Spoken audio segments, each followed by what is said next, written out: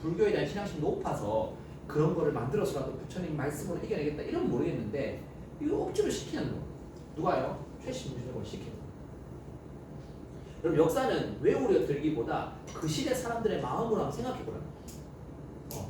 시키는 놈의 입장, 하는 놈의 입장, 그 다음에 공격하는 사람의 입장, 당하는 사람의 입장을 한번 우리가 역사는 사람들이 살아온 삶이니까 한번 생각해 본다면 지금 우리는 우와 대단하다 하지만 그걸 만들었던 사람은 힘들었어. 자, 그래서 하여튼 만들어집니다. 국토는 완전 쑥대밭이 됐습니다. 근데 최씨 무시정원은 계속 버텼거든. 버텼고 싸운다고 버텼어요. 자, 버텼는데 결국은 최충원, 최후, 최항, 최의는 요만큼 똑똑하지 못했나 봐. 3대 4대로 가서는 결국은 김준, 임유무 이런 사람들한테 죽임을 당하고 쫓겨납니다. 이런까지 여러분 몰라도 될 텐데, 자 결국은 쫓겨나고 이 사람들이 다시 왕을 높이면서 결국은 최씨 무시 정권을 끝내버립니다. 개경으로 환도한다 그러죠. 강화를 추진한다는 건 이제 드디어 몽골하고 이제 화의를 맺는 거죠. 우리가 돌아갈게, 양보할게, 우리가 졌다 할게 하는 거죠. 근데 이때 삼별초는 항쟁을 지속했다. 자, 이게 무슨 말이냐면, 자 여러분이 삼별초라고 생각해봐. 삼별초는 누구였냐면 최씨 무신 정권의 신복이었습니다. 근데 지금 최씨 무신 정권이 이제 끝났어. 그럼 삼별초가 개성으로 돌아가면 찬밥일까 낙탄밥일까? 찬밥 되는 겁니다. 지금 윤석열 대통령이 물러나면 경호처의 그 강경파들은 찬밥 되는 거예요. 그리고 오늘 별로 안 부딪혔잖아. 오늘 경호처가 막 막고 그렇게 안 했어요. 오늘 그냥 순순히 들어갔어요. 그럼 뭐야? 경호처의 사람들도 알고 있는 겁니다. 이래 되면 그러니까 삼별초는 찬밥되니까 안 돌아가. 끝까지 싸우겠다 이래요. 누구랑? 몽골이랑. 그래서 결국은 강화도에서 버티다가 이제는 항복했는 고려 정부에서 몽골하고 이제 연합해서 삼별초를 이제 치는 건데 무슨 말인지 알겠어요? 네. 그래서 삼별초 입장에서는 이제 고려 애들이 또 오니까 그걸 이제 옮기는 거죠. 진도는 우리나라 저쪽 남쪽 끝 진도로 옮깁니다. 또 옮기니까 그까지 또 쳐들어오겠죠. 항복해라 하는데 제주도로 옮깁니다. 근데 제주도에 가면 항파두리 대농 항쟁 유적지가 있습니다. 항파두리 가봤는데 크게 뭐 볼 건 없던데 거기 제주도까지 옮겼어요. 거기서 마지막까지 항전하다가 배중손 이런 사람이 있었어요. 배중손 마지막까지 끝까지 버텼던 이런 사람들이 있었어요. 있었지만 삼별초는 그렇게 끝이 났다. 자, 팔만대장경 설명을 됐고 그 다음에 원의 영향으로 만들어진 유명한 탑이 경천사지 10층석 탑이 있습니다. 뭐 경천사라고 보면 되는데 근데 이 탑은 지금 국립중앙박물관 로비에 있습니다. 우와, 저 봤어요. 받는 사람 있죠? 국립중앙박물관 사진 같은 거 보면 로비에 엄청 길쭉한 탑이 하나 있습니다. 그게 경천사지 10층석 탑인데 그거랑 헷갈리는 게 뭐냐면 우리 그 수학여행 때 탑골공 가서 봤던 원각사지 10층석 탑하고 헷갈립니다. 그것도 원각사지 10층석 탑도 조금 길쭉하거든. 똑같은 10층인데 근데 원각사지는 조선시대 때 세워진 거고 요거는 원의 영향을 받아서 고려 후기 때 세워진 겁니다. 그 다음에 우리가 앞에서 어제 잠깐 했는데 월정사 8갑 9층 석탑이라고 평창에 있는 석탑이 있습니다. 그거는 또 송의 영향을 받은 고려 초에 세워진 겁니다. 길쭉한 탑은 그 3개만 알면 됩니다. 자 다시 길쭉한 탑이 3개가 나오는데 사진도 어디 있을 겁니다. 거기에 보면 월정사, 강원도 평창에 있는 월정사 8갑 9층 석탑은 송의 영향을 받은 거. 고려 전기. 요거는 고려 후기 원의 영향을 받은 경천사 10층 석탑. 그 다음에 조선시대 때 등장하는 원각사지 10층 석탑도 있다. 원각사지 10층 석탑. 그 3가지가 있습니다. 길쭉한 석탑은 그 3개만 알면 됩니다. 월정사 8갑 9층 석탑 앞에 있어. 이 장 앞장에 있어. 써놨어 내가. 그러니까 나중에는 여러분 공부가 좀 되고 나면 제가 이런 말을 딱 하면 그 이미지가 머릿속에 떠오르면 됩니다. 아 월정사 8갑 9층 석탑 이렇게 생겼지. 월정사가 송의 영향. 그 다음에 요거는 원의 영향. 아니 아무 말도 안 했잖아. 자, 그 다음. 자, 이제 봅시다. 원간섭기 갑시다. 원간섭기. 자, 항복하고 같습니다. 자, 항복함부터는 왕들의 이름이 조종이 아닙니다.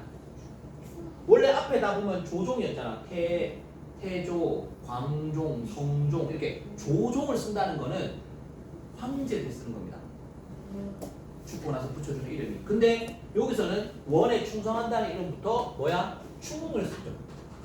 충렬왕, 충선왕, 충숙왕, 충해왕, 충목왕, 그다음 충정왕, 그 다음이 공장입니다. 이걸 다 외울 필요는 없는데 그냥 써봤습니다. 이 충 브라더스들이 있다 라는 거 알아두시고 6명이 갔다. 그리고 여기 내가 안 써놨나? 그 왕이 되기 전에 세자 아니지 이거부터 설명을 해야 되겠네. 고려의 왕의 와이프는 누구라고? 원나라의 공주랑 결혼하는 거죠. 그러면 원나라 황제 입장에서는 고려의 왕은 뭐가 돼요? 사위가 되는 거죠. 이해가시나요? 부마가 되고 사위가 되는 겁니다. 사위가 되는 거고, 그러면 그 사이에서 태어난 아이는 성장해서 왕이 될 때까지는 원에서 교육받습니다. 원 스타일을 배우는 거죠. 원의 스타일을 원에서 교육받고, 그게 이제 이 말입니다. 자, 그 다음에 부마가 사위라는 뜻이야. 세자는 원에서 교육을 받았다. 그러니까 원의 스타일들을 다 익히는 거죠. 실제로 충선왕은 거의 거기서 생활했습니다. 원에서 생활했습니다. 충선왕 사진 같은 거 인터넷 뒤져보면 원나라 무슨 쿠빌라이 칸이나 세조가 생겼어요. 보면 사진이 보면 그런 복장을 하고 있어요. 자, 고려 왕의 관제가 다 격화되었다. 폐하라는 말 못 쓴다. 전하라는 말을 쓴다. 태자라는 말을 못 쓴다. 세자라는 말을 쓴다. 이거 뭐야? 격식이 등급이 떨어진 겁니다. 태자, 폐하는 황제가 쓰는 표현입니다. 그런 걸 못 쓰는 거야. 자, 그 다음에 일부 영토도 날렸습니다. 자, 동령부는 여러분 오늘날의 평양 근처입니다. 하나 써놓으세요.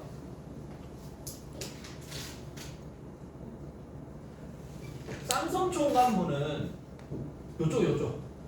자, 봐봐. 여기가 쌍성총관부고 동령부는 여기입니다. 여기가 평양이 됩니다. 대략의 위치를 아는데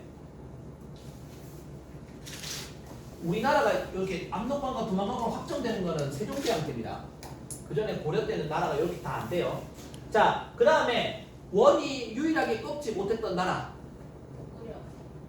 원이 고려를 어렵게 고려를 항복해요, 사실. 근데 고려는 조금 많이 그래도 유지해 줍니다. 고려는 그런 비하인드 스토리가 있는데, 고려의 나중에 쿠빌라이 칸이 되는 세조, 원나라 세조.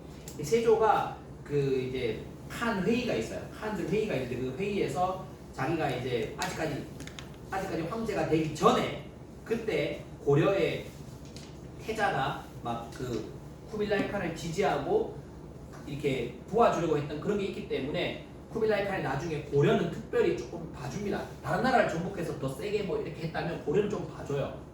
그런 게 있어요. 세조 구제라고 있는데, 자, 그래서 좀 봐줬는데 문제는 고려가 원이 정복하지 못한 나라가 두 개가 있어. 사실 유일한 건 아니에요. 하나가 베트남입니다.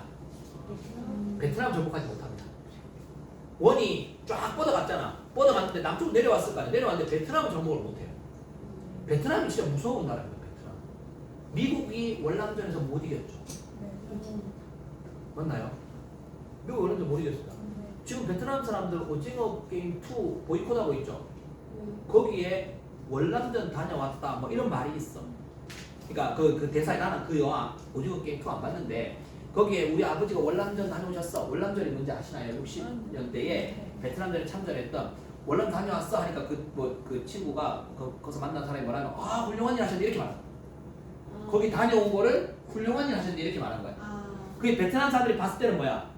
자기들 쳐들어왔던 한국 사람인데 훌륭한 일 했네 이렇게 말해버리는 거야. 이해 가시나요? 그래도 지금 뭐 보이콧하겠다고 지금 그런 뉴스를 봤어요. 그러니까 근데 베트남 사람들이 미국도 이기지 못한 나라가 베트남입니다. 우와. 그 다음에 여기 봐봐. 여기서도 몽골이 당시 세계 대제국을 거슬렀던 몽골도 베트남을 이기지 못했죠. 그런데 또 하나의 나라가 뭐냐면 일본이었습니다. 일본은 바다에 있기 때문에 일본을 정벌하기 쉽지 않았어. 그래서 이제 특히나 배 타고 가는 게 몽골이 약했거든. 그래서 이제 요청한 겁니다. 일본 원정을 할 건데 쳐들어갈 건데 정동행성이라는 하나의 기구를 만들어서 여기에서 서로 연락도 주고받으면서 일본을 가는 걸 너희가 도와라. 고려 너가 배도 만들고 우리 갈 때 길도 안내해라 한 겁니다. 그리고 특산물 공룡 여자들 바쳐. 해마다 몇백 명씩 몇천 명씩 바쳐. 이렇게 하는 거죠. 힘들었겠죠. 근데 일본 원정은 결국은 실패합니다. 그 당시에 일본은 이제 사무라이 시대 이제 막부 시대였는데 몽골 천정도 소식을 듣고 일본은 막 준비를 했어요. 준비를 했는데 이 다행히도 일본 입장에서는 다행이죠. 일본 입장에서는 몽골과 고려군들이 타고 온 배가 풍랑을 만나가지고 도착을 했는데 일본 도착을 했는데 거의 기진맥진한 상태였어. 그래서 그 몽골이 이기지 못합니다. 몽골이 실패합니다. 그래서 그 바람이 도와준 거잖아요, 일본한테. 그래서 그게 신이 내린 바람, 가미카제가 나죠. 벌써 들어본 것 같죠? 가미카제. 그 신풍, 신이 내린 바람, 그 가미카제가 나중에 2차 대전 때 가미카제 특공대라고 일본에 자살 폭격기 하는 거기에 등장하는 이름입니다. 그 여기서 등장하는 이름입니다. 자, 그 다음에 자 봅시다 이제. 이런 원나라 간섭 시대에는 또 여기에 빌붙어서 성공하는 놈이 있기 마련입니다. 우리 일제시대 때 친일파가 있다면 이때는 친원파가 있습니다. 친원파와 그 다음에 몽골의 남은 세력과 무신의 일부들이 합해서 뭐가 되었다? 고무세력이죠.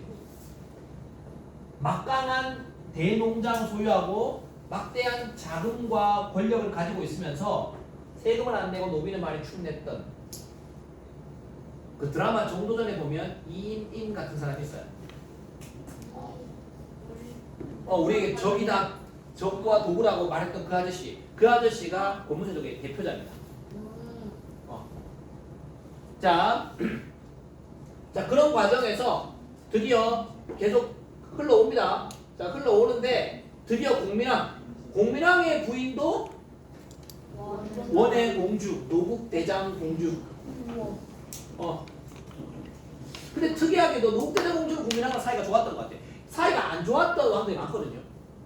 자기 부인하고 사이가 안 좋았던 왕들이 많았는데 여기는 사이가 되게 좋았던 것 같아요. 특히나 공민왕이 굉장히 노국대장 공주를 의지하는. 오히려 노국대장 공주가 좀 이렇게 남성적이었다면 공민왕은 굉장히 의존적인. 책에는 그런 게 나오지 않습니다. 시험에는. 그러나 실제로 심리학적으로 보면 노국대장 공주가 살아있을 때의 공민왕의 업적과 노국대장 공주가 죽고 나서의 공민왕의 업적이 완전히 다릅니다.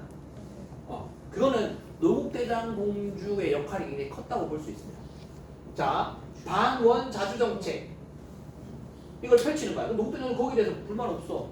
자기가 원나라 공주인데. 자, 그래서 몽고풍을 없애고 몽고에서 들어온 게 있습니다. 변발. 또 뭐 있을까? 우리 책에 나온 거 있잖아. 여러분 20살이면 많이 마시게 될 거.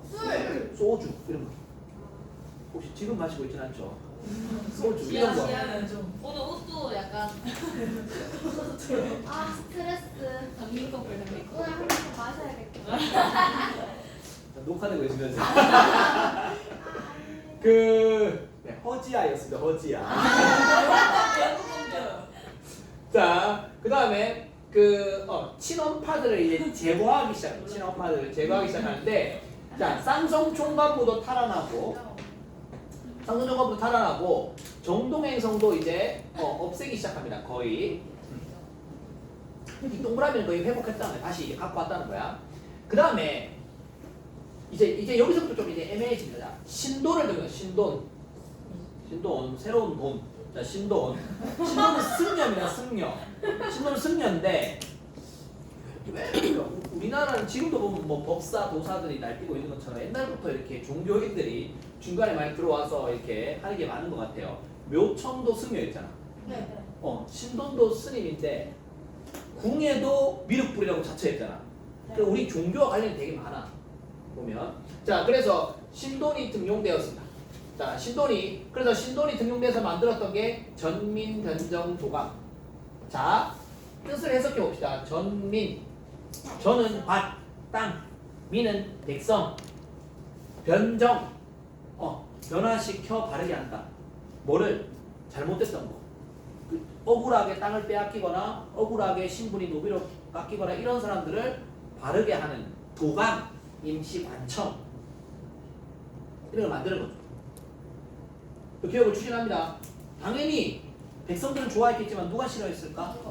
권문세족을 싫어했겠죠. 권문세족은 자 그런데 노국대장공주가 죽고 나서 노국대장공주가 되게 참 안타깝게 죽었어요. 이제 굉장히 국민왕과 사랑하고 좋은 사이였고 막 그 원나라 세력들이 공민왕을 공격할 때 노국대장공주 딱 막는 거야. 그러면 무슨 그 원나라 애들이 노국대장공주 죽일 수 있을까? 아니요. 못 죽이죠. 그러니까 이제 엄청 많이 보호해주고 그래서 사이가 좋았는데 노국대장공주가 애를 놓다가 죽습니다. 그때부터 공민왕이 멘붕에 빠져가지고 그 당시에 사진이 없으니까 이제 큰 절에다가 노국대장공주 우리 지금으로 말하면 엄청난 현수막 같은 거 있잖아. 그런 거에다가 그림을 그려가지고 늘 불공을 드리는 겁니다. 노국대장공주 명복을 빌면서. 그러니까 아마 공민왕이 빨리 현실 감각을 찾았으면 다행일 텐데 그러지 못했습니다. 그리고 그러지 못했고 신돈한테 맡겼는데 신돈은 갈수록 또 권력 욕에 빠져가지고 여자를 밝히고 권력을 빠지면서 신돈은 갈수록 이상해지고 그 과정에서 공민왕이 그 소식을 들어. 신돈이 이상하게 하고 있습니다. 소식을 듣겠죠. 들어가지고 들어서 공민왕이 움직이려고 하니까 신돈이 또 공민왕한테 반란을 하려고 합니다. 그거를 알고 공민왕이 신돈을 제거해버려요. 근데 공민왕이 신돈을 제거하고 다시 정신을 차리면 다행인데 계속 정치는 안 하고 또 계속 여자도 별로 안 좋아해. 다른 후궁을 만져보면 별로 안 좋아했어. 그런 과정에서 그 내가 아버지 얘기한 적 있을 텐데 남자들을 가까이 두게 되고 그 다음에 자꾸 이제 그 공민왕의 어머니가 그래도 그 후사를 둬야 되지 않냐라고 하니까 막 말에 이기지 못해서 자기 그 후궁을 그 집에 지키고 있던 홍윤이라는 사람과 잠자리를 맺게 해버리죠. 그 얘기는 기억나시나요, 사람들? 네. 잠자리를 맺게 해버리고 거기서 임신을 하니까 홍윤을 죽이려 하다가 결국은 홍윤이 공민왕을 시해버리죠. 그래서 공민왕이 죽임을 당하는 거예요. 그리고 다음 왕은 누가 되었다고? 모니노라고 들어보셨나요? 기억나나요? 모니노. 내가 모니노 말했던 거 기억나나요? 모니노는 공민왕이